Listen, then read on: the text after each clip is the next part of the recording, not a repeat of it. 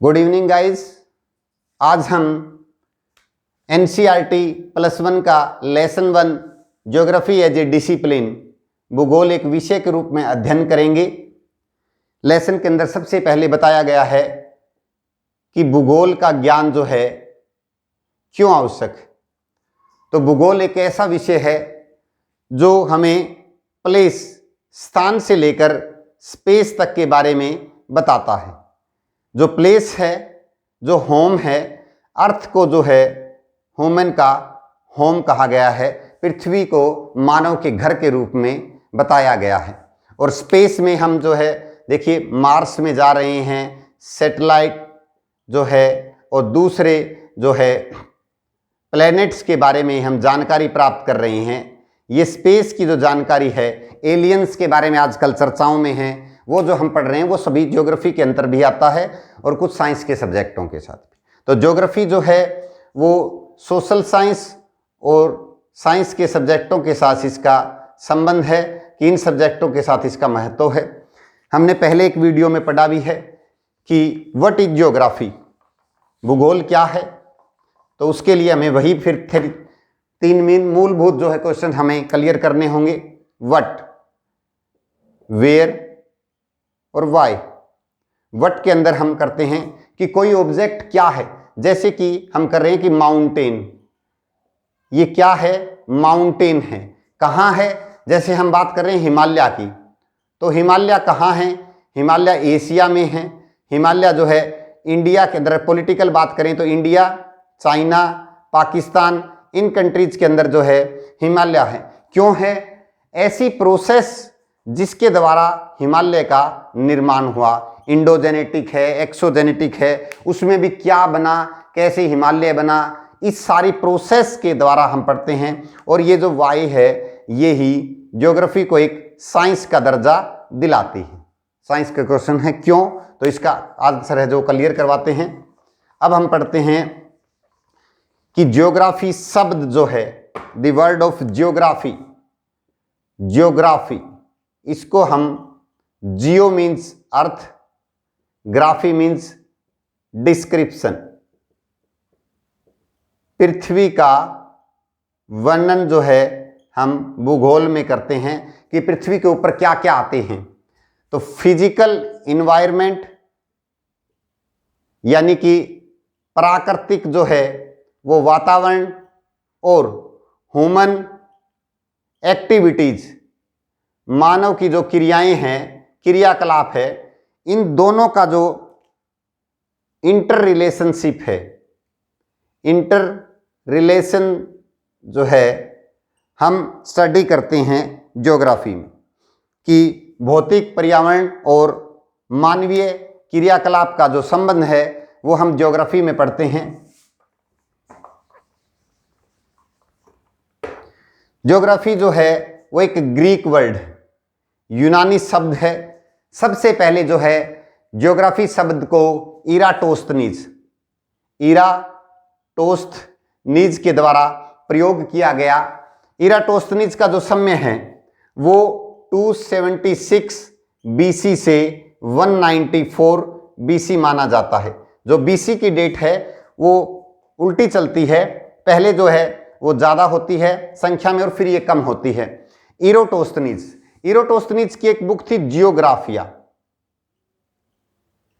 इराटोस्थनीज की पुस्तक जो है वो जियोग्राफिया थी, और जियोग्राफिया है वो सिर्फ इराटोस्थनीज की ही नहीं, इसी टाइटल से ये पुस्तक जो है 2 रोमन भूगोलवेता थे, एक था स्ट्रैबो और एक था टोलमी। इन दोनों ने जो है ज्योग्राफिया नाम से ही पुस्तक लिखी है, ज्योग्राफिया। और आपने तो गीत भी सुना है बॉलीवुड में कि दिल का ज्योग्राफिया, ये भी बॉलीवुड में काफी गुणगान हुआ यानी ज्योग्राफी का। और ये आज ही नहीं है, ज्योग्राफी के बहुत से वर्ड्स है, नदी, नाले, फूलों के बारे में, वनस्पतियों के बारे में, ना जाने कितने ही शब्द जो है भूगोल के बॉलीवुड के द्वारा है वो प्रयोग किए जाते हैं। बहुत ही डीप और बहुत ही वास्ट सब्जेक्ट है। इसके बाद हम बात करते हैं इराटोस्थनीज के बाद जो है father of geography. Father of geography जो है वो हिगेटियस है। हेकेटियस को भूगोल का पिता कहा जाता है। इनकी जो पुस्तक है वो है जस पीरियड्स नामक जो पुस्तक है, इसके कारण हेकेटियस को भूगोल का पिता कहा गया। और भूगोल के पिता का जो समय है वो 7553 बीसी से 475 बीसी जो है वो माना जाता है।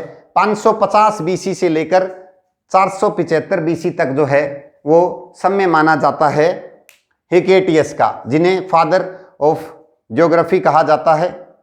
इरोटोस्थनीज जो थे उन्होंने अर्थ के जो है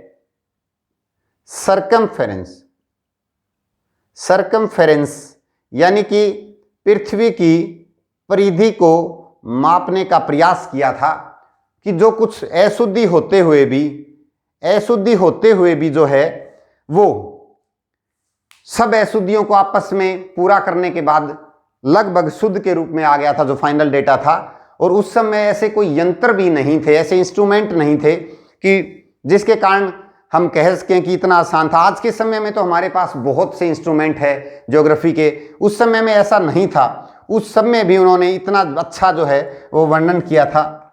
हम बात करते हैं एक और ऐसे भूगोलवेता या ऐसे जिनके बारे में हम कह सकते हैं कि सबसे पहले भूगोल की पुस्तक किसने लिखी।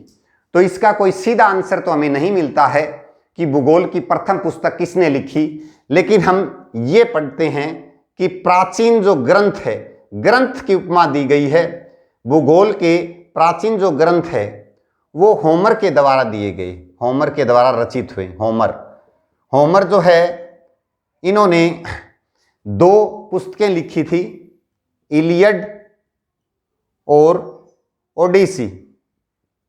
इलियड और ओडिसी जो है उनको भूगोल की प्राचीनतम ग्रंथों में माना जाता है।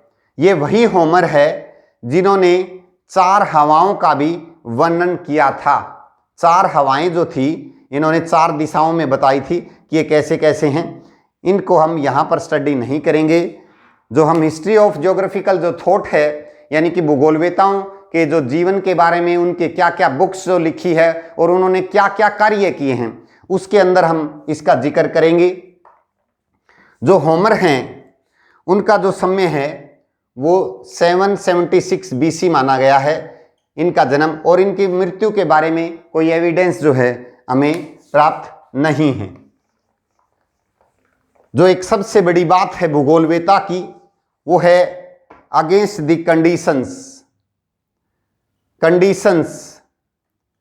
परिस्थितियां भूगोलवेता के चाहे अनुकूल हो या प्रतिकूल वो लगातार कार्य करता रहता है। ऐसे ऐसे दिन भी थे जब भूगोलवेताओं ने मिट्टी के फांके मारकर भी जीवित रहे थे। ऐसे भी दिन थे कि बहुत ज़्यादा बुरे हालात में अंदर जो है भूगोलवेताओं ने कार्य किए हैं। मौसम के विरुद्ध जाकर कार्य किए हैं, धाराओं के विरुद्ध जाकर कार्य किए हैं। और जो स्कर्वी नामक जो रोग है जो सी विटामिन के कारण होता है वो भी ज्योग्राफर्स ने ही विश्व को सबसे पहले बताया है।